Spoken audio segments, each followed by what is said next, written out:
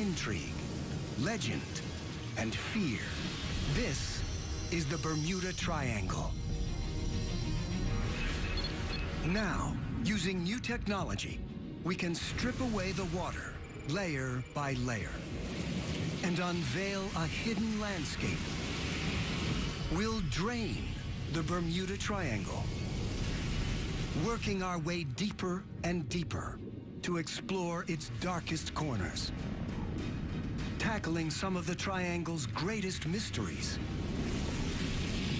When the water is fully drained, what will we find at the bottom of the Bermuda Triangle?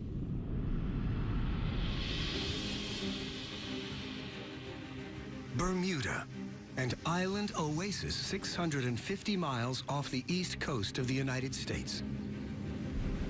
For centuries, it's been a refuge for Atlantic shipping, but the island's waters conceal a deadly threat. At the same time as being incredibly attractive, Bermuda also represents a serious no-go area for mariners without specific Bermuda experience. Bermuda's name comes to strike fear into the hearts of sailors and earns a reputation as the Isle of Devils. The paradox of Bermuda's paradise is that it was literally a ship's graveyard for its first 200-300 years. As custodian of the wrecks, Philippe Rouja tracks and monitors Bermuda's historic shipwrecks. And there are plenty to keep him occupied. In fact, these waters may have claimed up to 300 vessels. Why have so many ships perished in these crystal-clear seas, so close to land? Philippe sets out to visit several wrecks that could shed some light on this mystery.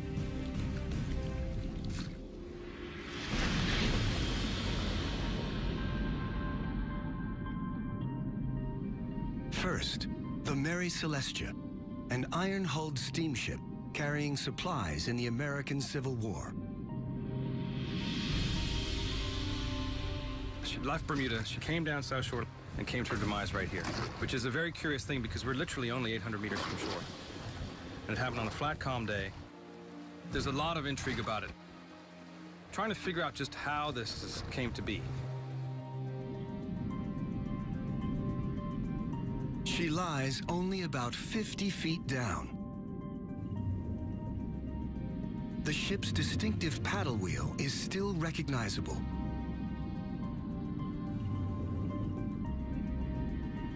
Just around the coast, there's another wreck, the Constellation. And slightly farther, yet another, the Montana.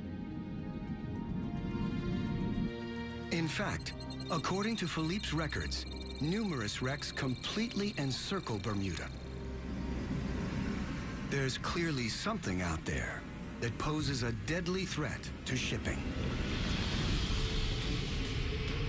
To address this and other long-standing Bermuda Triangle mysteries, we need to see the underwater lay of the land. Removing the ocean layer by layer to gradually reveal an extraordinary landscape.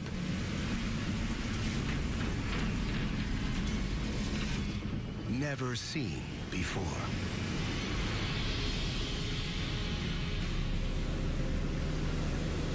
To look into the Bermuda Triangle's depths, we use a fast-evolving technology called sonar mapping.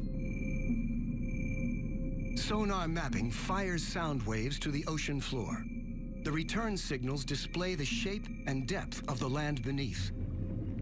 And it's sonar technology that may help uncover the cause of the hundreds of shipwrecks surrounding the island. Hey, how you doing, Nick? All right, good, man. How you doing? Geologist Nick Hutchings is a modern-day prospector.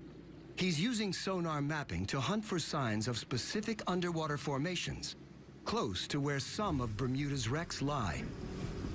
Turn up and then run straight. What we're looking for are mineral deposits, and they could be in the form of extinct vents hydrothermal vents, known as black smokers.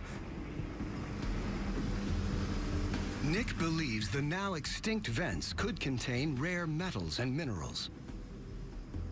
We would be looking at gold and copper. And with the crusts, there you're looking at platinum, cobalt, nickel, and particularly the rare earths. And the rare earths are important now because they're vital to all of our modern technology. In order to seek out the valuable metals, Nick's using a multi-beam sonar device. The data reveal an extraordinary underwater landscape around Bermuda, including what appears to be a mountain edge. We have a big sort of flat plateau. We'll steam out to what we call the edge. You get to the side and then it runs down at a slope of about 60 degrees. And that run down 350 fathoms. Why are we finding the edge of an underwater mountain just off the coast of Bermuda? To find out, we need to see the bigger picture. The latest sonar data from all around Bermuda allow us to virtually drain this entire area. With the water gone, the tiny island appears to perch on a spectacular mountaintop, a seamount 2.5 miles high, all alone in the middle of the Atlantic Ocean. So how did it get here? The reason why the island is here today is because of a very significant volcanic eruption that took place in this relatively isolated spot in the ocean plate that stretches from the earliest phase of development of the Atlantic Ocean. The volcano grew bigger and bigger over millions of years until it finally towered above the ocean's surface. It erupted and completed a huge volcanic island that would have stuck up 3,000 or 4,000 feet above current sea level now. After the volcano became extinct 30 million years ago, wind and rain eroded the mountain down to a flat plateau. Then, as sea levels rose after the Ice Age, Bermuda was left as a small island on top of the seamount. Today, reefs have built up on the slopes of this ancient volcano and now surround most of Bermuda. Bermuda's reefs are our natural barrier for protecting us from the fury of the ocean, but it's also been the sad fate for many mariners. These reefs are potentially deadly to shipping, but it's what is living on the reef that poses an even more treacherous threat. Locally, they're known as boilers or breakers. Breakers are formed by a type of rocky algae and the shells of millions of tiny mollusks. Together, they create an incredibly hard limestone structure, which can grow up to 35 feet from the seabed, with the tops sometimes breaking the surface at low tide. The breakers themselves are actually materially harder than the surrounding reef, which is why they've survived and which is why the processes that created them have continued to persist. And so any ship encountering one of these things, wooden, metal, or otherwise, would be in for a very serious impact. Breakers sometimes have sharp points. These can pierce a ship's hull like a can opener, potentially sinking it in minutes. And they can be at their deadliest in calm weather. One of the ironies of breakers is that they're more visible when there's wave action and storms. So in fact, the breakers are sometimes at their most dangerous on a flat, calm day because they can't be seen at all. Breakers have caused many of Bermuda's shipwrecks. The Mary Celestia is one of them. This concealed threat surrounds Bermuda, a deadly legacy of its volcanic past. Draining the island of Bermuda helps to explain the hundreds of wrecks found here. But this is only one small corner of a vast triangle that stretches from Bermuda at the northern point to Puerto Rico in the south, with the Florida coast forming the western tip. And a World War II-era flight out of Florida may be the best known of all the Bermuda Triangle myths, Flight 19, the Lost Patrol. Now, a dive team prepares to go in search of an aircraft involved in the baffling events of that day.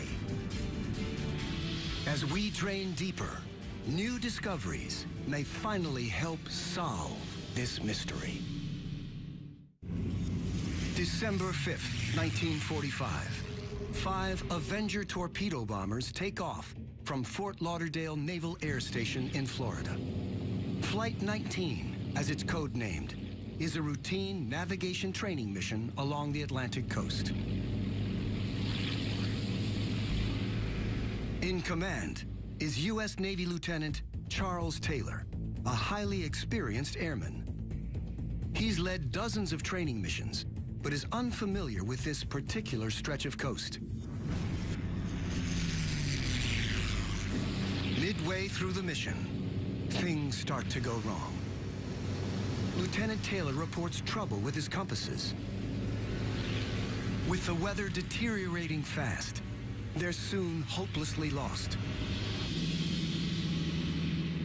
A PBM-5 Martin Mariner sets out on a rescue mission to locate the flight and guide the pilots back home. The Mariner calls in a routine message. After that, it's never heard from again. No wreckage has ever been recovered from Flight 19 or the Mariner rescue plane.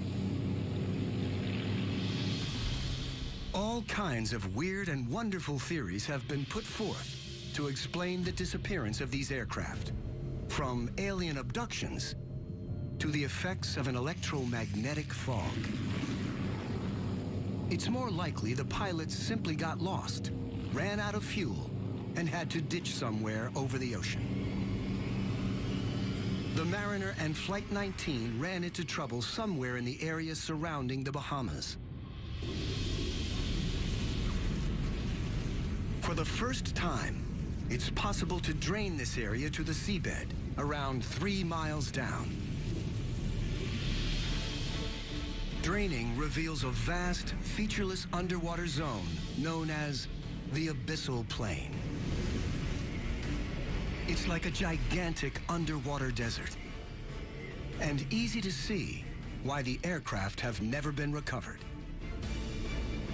But now, 70 years later, we may finally be close to finding the Martin Mariner rescue plane. Mike Barnett is a technical diver who specializes in hunting down lost aircraft. He's spent years investigating the Flight 19 incident and thinks he's got a pretty good idea where the Mariner crashed. I tried to recreate the flight path in my mind where this aircraft might have gone and where it went down. Starting off down here at Banana River Naval Air Station, where the aircraft launched from, it traveled north up to Cape Canaveral, and then it headed offshore to rendezvous with the search area it was assigned. We know about a half hour after taking off, there was an explosion sighted. There's a freighter out there that recorded seeing an explosion midair. When the vessel got on site, they didn't find any debris. Either the aircraft sunk or portions of it were carried away by the Gulf Stream. Today, Mike and his team set out in search of the remains of the lost aircraft. The site we're going to investigate today, it's about 230 feet of water, about 50 miles off the coast. We think this is a potential suspect worthy of investigation because it is in the general area. It's a little bit north of where we would expect it, but with the influence of the Gulf Stream, it could have been carried north.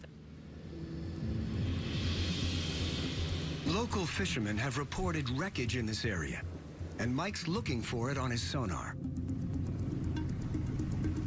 We just ran over the target. It's low profile, it's fairly small, which you'd expect for an aircraft. I guess at this point now, it's just time to suit up and go check it out. Dive. The target's more than 220 feet down. Mike thinks it could be a plane, but he can't yet tell whether it's the Mariner. Visibility at this depth is limited, and a strong current makes the search really challenging. We know we're close. There's a lot of fish and shipwrecks. They attract fish, so we know we're in the vicinity. Then, out of the gloom, the divers spot something. That's the nose wheel of the aircraft. And just a stone's throw away, the rusted fuselage of a large aircraft. As an aircraft wreck site, this is quite interesting. You have a lot of intact structure there. Typically, over time, these aircraft are just bits and pieces on the seabed. So to see something like this is quite spectacular. Could this be the wreckage of the Mariner rescue plane? The next step is to record any evidence that might identify the aircraft. They spot pylons along the wings, which look like they could have been mounts for pontoons. The aircraft seems to have been amphibious. Portholes on the side of the fuselage are what you expect to find on a Mariner. And the shape of the horizontal stabilizer looks familiar to the divers from photographs of the airplane. It suggests this could be the amphibious Mariner rescue plane, but the team hasn't found a definitive piece of evidence. It's definitely a plane. I want to be very careful what I say, but there are some very interesting features. There's a lot of things you expect for a search and rescue aircraft to have. And I want to get back and look at some pictures and video to some observations. I'm excited, very excited. It's something that warrants further scrutiny. Mike needs an expert opinion to identify the plane, so he shows the dive footage to an aviation historian, Roy Stafford. Roy's a former U.S. Navy pilot and an authority on American military aircraft. This is the very start of the dive. We've made our way to the bottom, and we're heading up current to find the wreck. And as you can see, we're starting to see some debris come into view here. We originally were diving this with the hopes of finding the PBM-5 Martin Mariner, but as we're cruising around the site looking at some of the features, we're seeing things that are inconsistent with that. And so we're kind of left with the question, what aircraft is this? Well, judging by the brake system and the tire that was on there, it would be a post-World War II aircraft. Okay. I could tell that right off the bat. That looks like it's obviously part of the cockpit, the top of it, the windows. Roy is 100% certain this wreck's not the Mariner they've been looking for.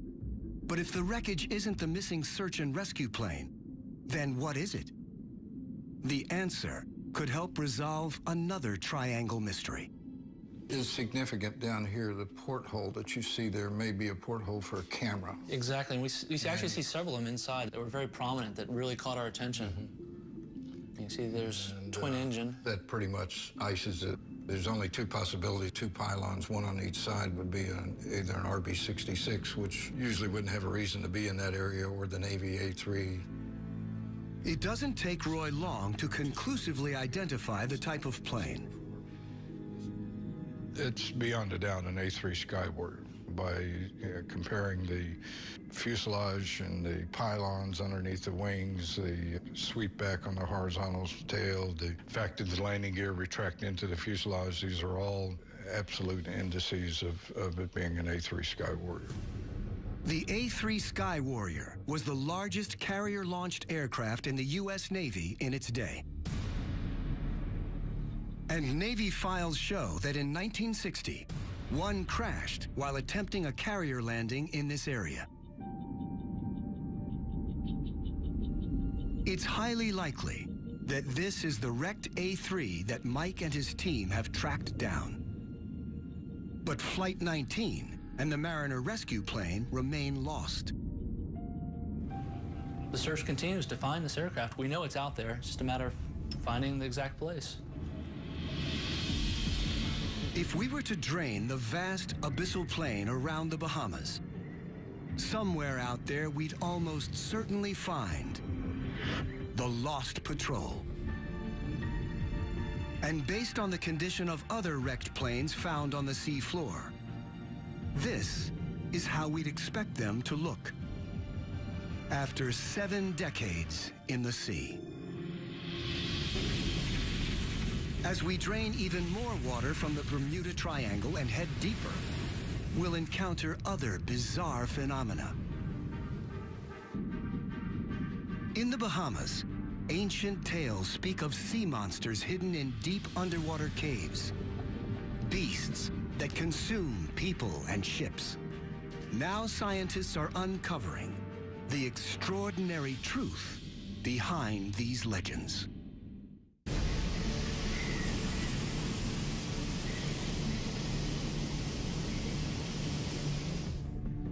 Just 50 miles off the coast of Florida, at the Bermuda Triangle's western point, lie the Bahamas. An archipelago of more than 700 islands. Here we encounter one of the Triangle's most mysterious natural forces. Whirlpools that, according to local legends, can suck down people and ships. With the ocean's drain to nearly 3 miles, a stunning landscape is revealed. The Bahamas sit atop a vast limestone plateau that rears up from the seabed. It's known as the Great Bahama Bank. Cliffs taller than any found on dry land soar nearly 15,000 feet, almost 3 times higher than the Grand Canyon. Closer to the shoreline, another phenomenon. Some of the strangest geological rock formations found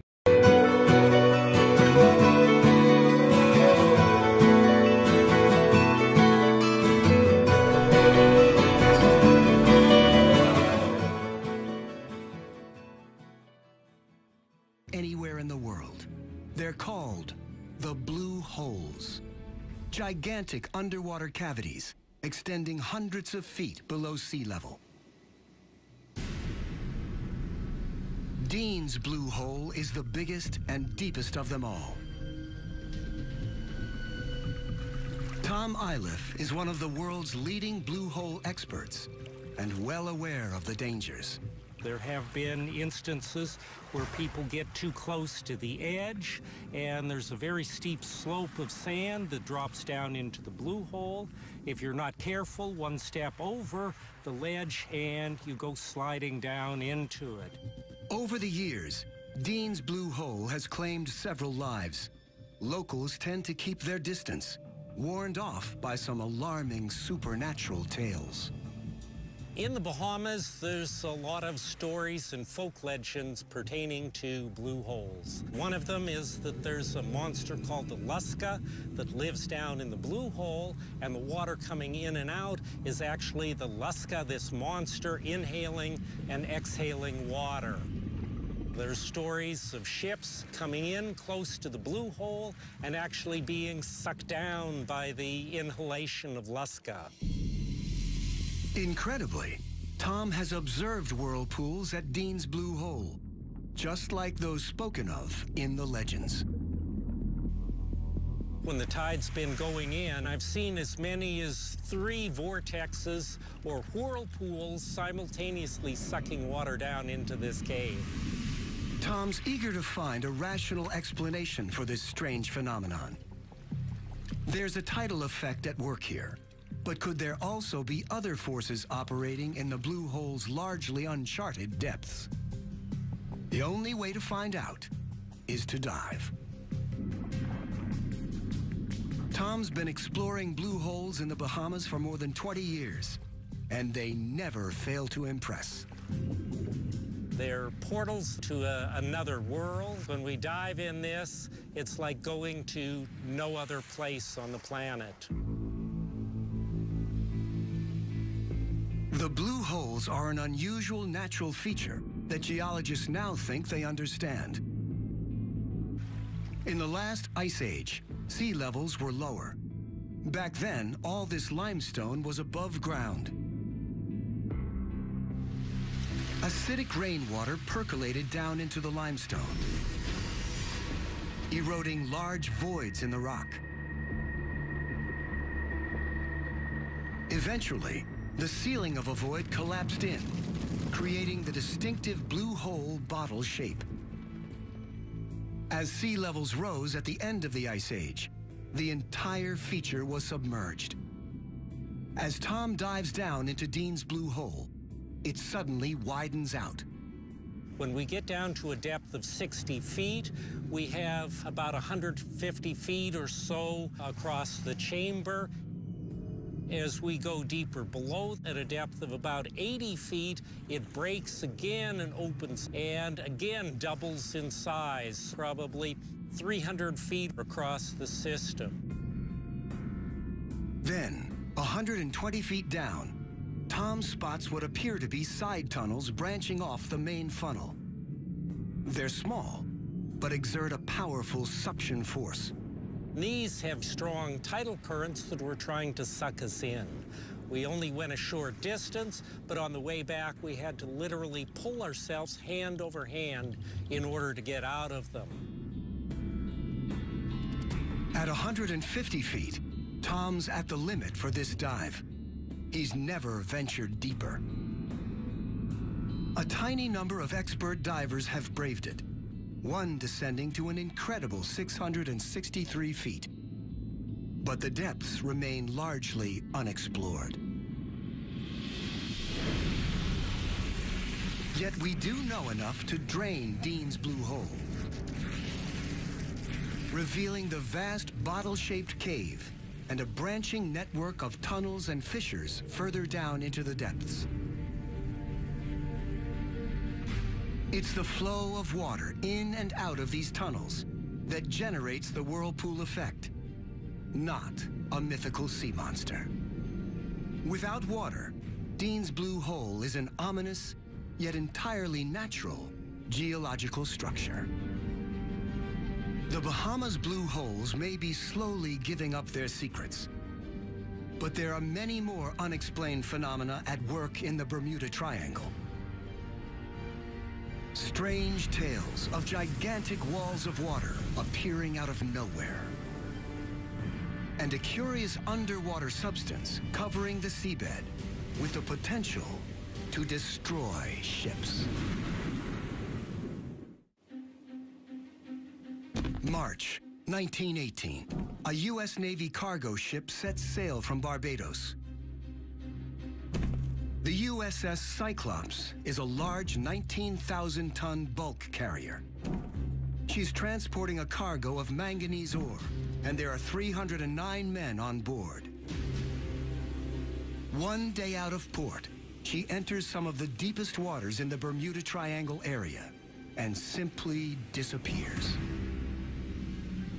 No trace of the massive ship or its crew has ever been recovered.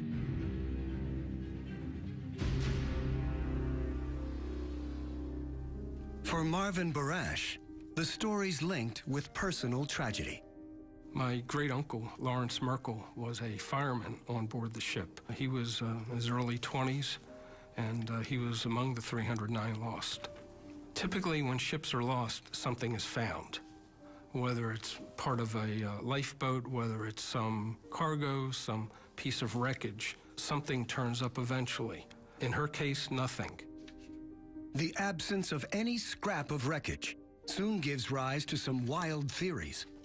All kinds of bizarre stories came out. There was a Washington, D.C. newspaper that claimed that she had been taken over and had been turned into a pirate ship and was running in Amazon waters. Others were saying that she had been taken over by a German submarine, even as far as gigantic sea life, like octopus. There were some pictures of such incidents in some newspapers across the country. Marvin has devoted his life to finding out what really happened to the Cyclops. He's scoured every document and record linked to the ship. It's taken decades of painstaking research, but he now believes he's identified a fatal weakness in the ship's design. She was, at one time, the largest and fastest U.S. Navy ship afloat. She had a flat bottom. She rolled quite easily. And on one day, she rolled approximately 50 degrees one way and in the high 40s the other way. And to many vessels, that could have just continued and caused a complete catastrophe. So given the ship's tendency to roll, did something happen to tip her over? Something extraordinary. For centuries, mariners have spun tales of rogue waves. Enormous walls of water appearing out of nowhere, overwhelming any ship in their path. The idea of rogue waves has been the thing of legend for many, many hundreds of years. Mariners come back reporting having seen these waves, having experienced and survived these rogue waves. According to Dr. Simon Boxall, these old tales can no longer be ignored. By using satellites, we can observe the entire world in a few days. And so we have, over the last 20 years, observed and measured freak waves, which are, in some cases, in excess of 100 feet. So they do exist. Supersized waves have occasionally been captured on film. This one, in the winter of 2012, slammed into an emergency response vessel in the North Sea.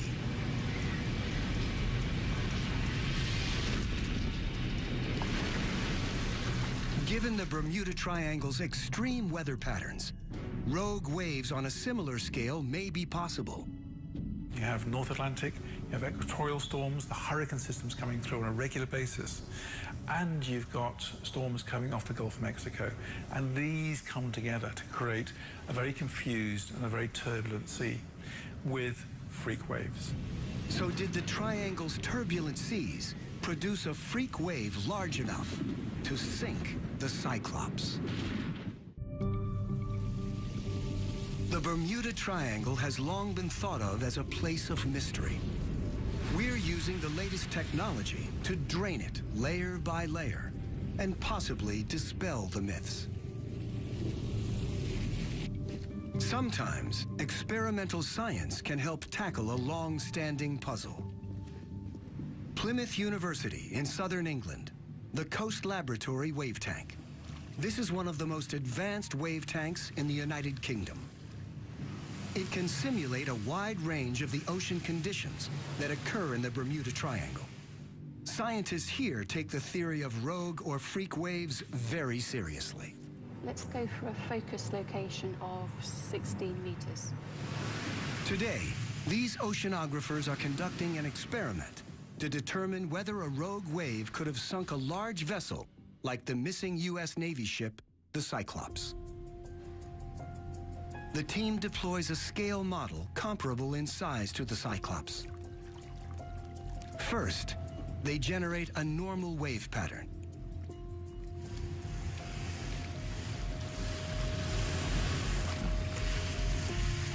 With waves the equivalent of 25 feet high, the vessel remains stable.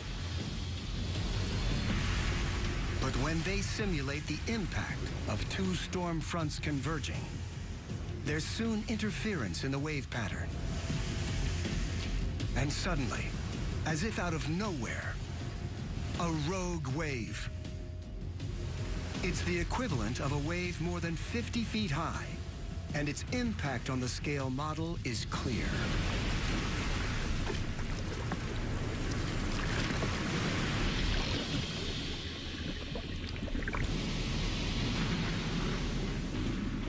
So there is evidence that a rogue wave could theoretically have sunk the Cyclops.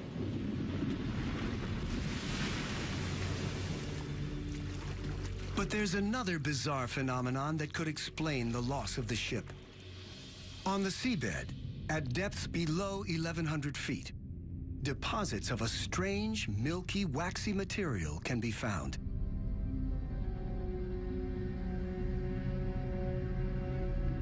A single patch can cover an area bigger than Manhattan. It's a substance called methane hydrate. These methane hydrates are formed as a result of material from the surface, organic material, dead fish, dead plants, plankton, sinking to the seafloor and then degrading through bacterial decay, microbial decay. This footage shows actual clumps of methane hydrate on the seabed. Methane can also get trapped in pockets beneath the ocean floor. 1981, in the South China Sea, a drill ship hit a shallow gas pocket, causing a blowout. As gas bubbled to the surface, it made the ship unstable, leading it to capsize and eventually sink.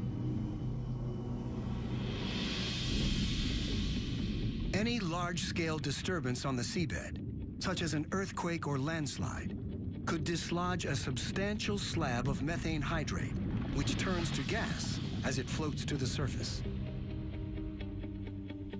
So a methane hydrate release could potentially have caused the USS Cyclops to capsize, especially given that her design left her prone to rolling. But the only way to determine what really happened to the ship is to find her wreckage. Having studied as much as I could about approximately how far the ship may have made it from her departure point, I think she probably was about a day out of port, and she probably wound up around the northwest area of Puerto Rico. Marvin's hopeful that the wreckage site may one day be found. To find the resting place of Cyclops and my great-uncle and all the others who served with him would mean a lot.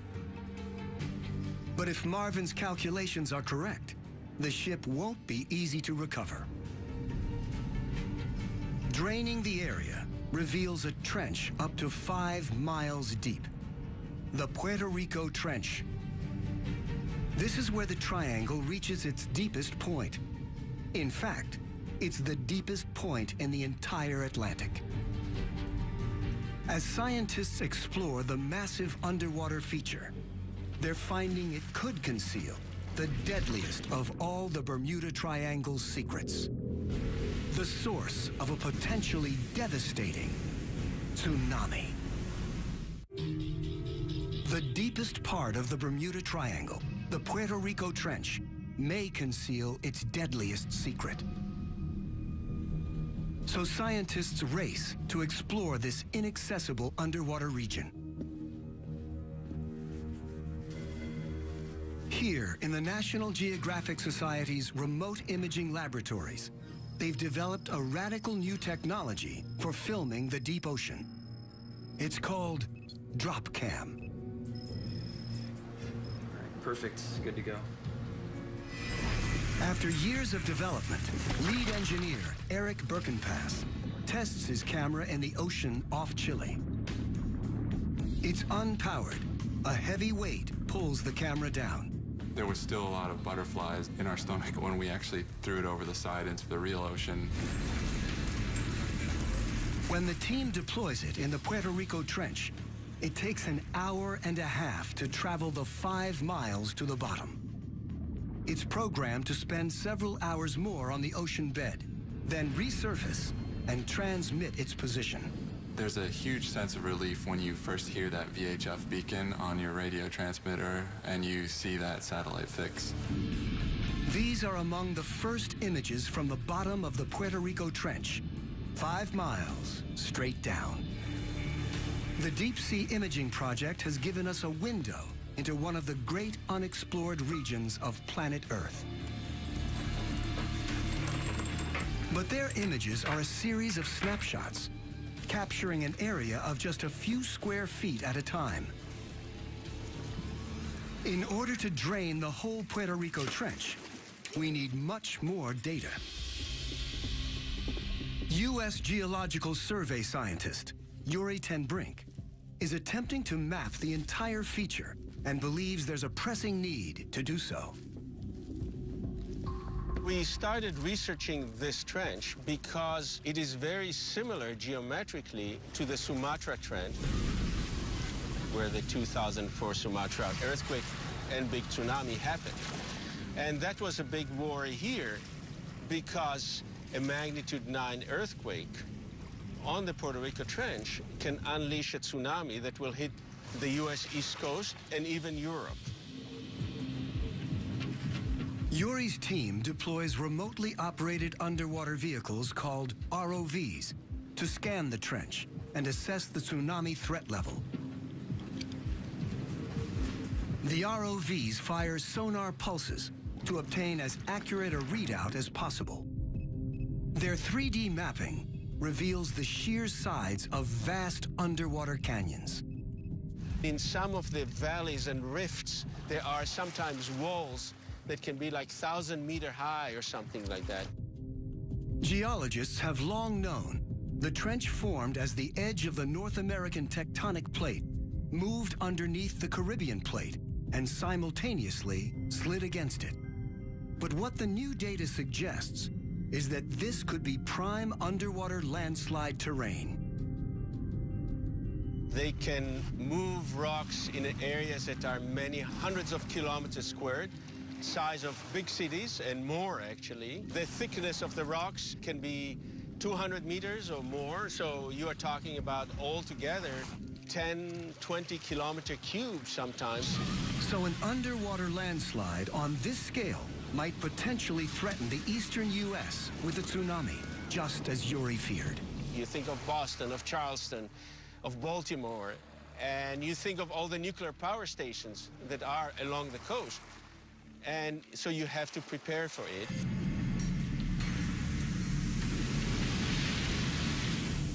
The terrifying impact of a tsunami on an insufficiently protected nuclear power station is now understood. Following the 2011 Fukushima disaster, for an equivalent tsunami to reach the U.S., there would have to be a magnitude 9 earthquake in the trench. To assess the odds of a quake on this scale, Yuri's team sampled rock cut from the bottom.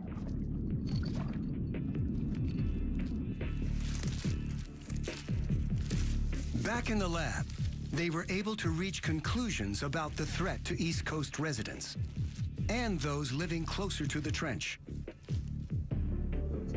From our current understanding, we are not sure that it's capable of such large earthquakes.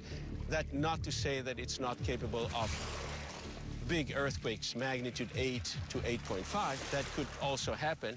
They may not hit the U.S. East Coast, but they will still cause tremendous damage in the Caribbean. It's also possible that an earthquake centered in the trench could trigger a methane hydrate release, a further clue that these may be responsible for some of the area's notorious disappearances. Yuri's completed data allow us to drain 500 miles of the Puerto Rico Trench. Given its vast scale and immense depth, it's perhaps no surprise many of the triangle's missing ships and planes remain lost. There are spectacular sheer cliffs several miles high. It's truly an awe-inspiring landscape at the very bottom of the Atlantic Ocean. 5 miles down. Draining the Bermuda Triangle has shown a stunning range of highly varied terrain.